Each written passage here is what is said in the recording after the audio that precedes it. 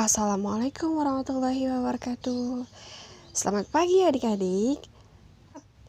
Hari ini kita akan belajar tema 3, subtema 1, pembelajaran ke-1.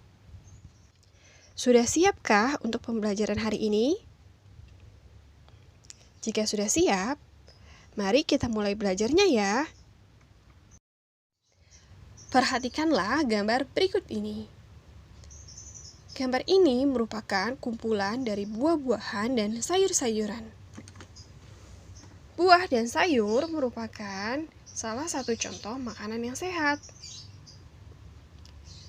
Makanan yang sehat sangat penting loh bagi tubuh kita. Nah, lalu, apakah kriteria dalam makanan sehat itu? Kriteria makanan sehat yakni makanan yang memenuhi kriteria gizi seimbang 4 sehat 5 sempurna. Yang di dalamnya termasuk ada vitamin, mineral, protein, karbohidrat, kalsium, fosfor, dan lemak.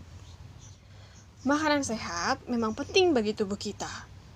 Oleh karena itu, banyak iklan yang dapat kita temui di tempat-tempat umum yang mempromosikan tentang makanan sehat. Nah, apa sih yang dimaksud dengan iklan? Iklan merupakan suatu pesan tentang keunggulan produk atau jasa yang ditujukan untuk masyarakat. Media penyampaian iklan biasanya menggunakan media cetak dan media elektronik. Pada media cetak, iklan biasanya disampaikan melalui surat kabar dan majalah. Sedangkan pada media elektronik, iklan biasanya disampaikan pada televisi, internet, ataupun radio. Iklan juga menggunakan gambar yang sesuai dengan isi iklannya. Misalnya, ada suatu iklan tentang mempromosikan makanan sehat, maka isi gambar dari iklan tersebut adalah kumpulan dari makanan sehat, misalnya seperti sayur, buah, telur, susu, dan yang lain-lainnya. Jadi, di dalam iklan, kata-kata yang dipilih untuk membujuk orang agar bisa makan makanan sehat harus sesuai dengan gambar yang ada pada dalam iklan tersebut.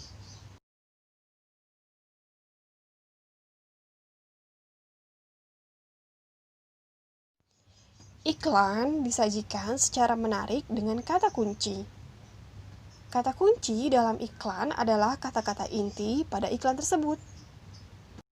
Nah, bagaimanakah ciri-ciri kata kunci pada iklan? Ciri-ciri kata kunci pada iklan yang pertama adalah singkat, artinya menggunakan kalimat dan kata-kata yang efisien atau hemat. Ciri yang kedua adalah padat, yang artinya menggunakan kalimat dan kata-kata yang efektif atau berpengaruh. Dan ciri yang ketiga adalah jelas, yang artinya sesuai dengan tujuan dari iklan tersebut. Dengan menemukan kata kunci pada iklan-iklan makanan sehat, kita jadi tahu bahwa masyarakat kita sudah banyak yang peduli tentang pentingnya makanan sehat.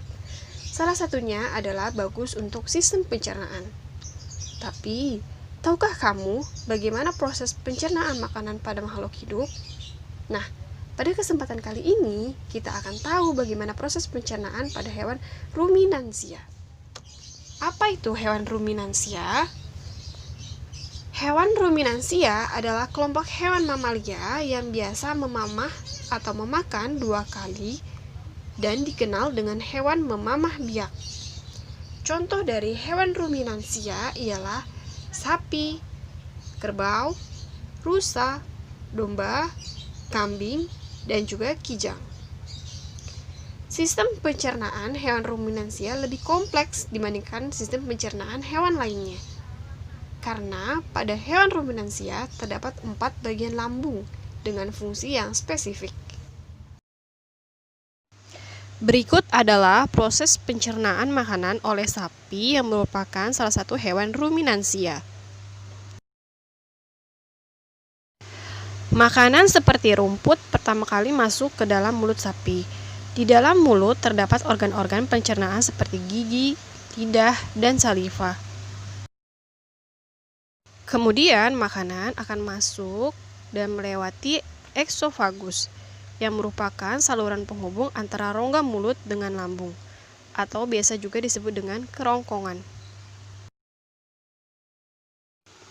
Selanjutnya, makanan akan sampai pada organ rumen. Di tempat ini, terjadinya pencernaan dengan bantuan mikroba atau bakteri. Di sini nantinya makanan akan dicerna hingga menjadi bubur. Pada saat sapi beristirahat, makanan akan kembali ke mulut dan akan dikunyah kembali oleh sapi. Inilah yang disebut dengan memamah biak, yang artinya makanan akan dicerna dalam 2 langkah, yaitu dengan menelan makanan lebih dahulu dan mengeluarkan makanan itu kembali dari perut ke mulut dalam keadaan sudah setengah dicerna untuk dikunyah kembali. Selanjutnya, makanan akan sampai pada retikulum. Di dalam retikulum ini, makanan kembali mengalami proses fermentasi dengan bantuan bakteri anaerob dan protozoa. Di sini juga terjadinya penyaringan benda-benda asing yang masuk bersama makanan agar tidak masuk ke dalam omasum. Lalu selanjutnya, makanan akan masuk lagi ke dalam omasum. Di dalam omasum, makanan dicerna dengan bantuan enzim pencernaan. Dan yang terakhir, makanan akan masuk ke dalam abomasum. Di abomasum ini adalah bagian yang sebenarnya disebut dengan lambung. Di sini, makanan dicerna dengan bantuan enzim pencernaan. Lalu yang terakhir, makanan-makanan yang sudah tidak dicerna lagi akan keluar melalui anus.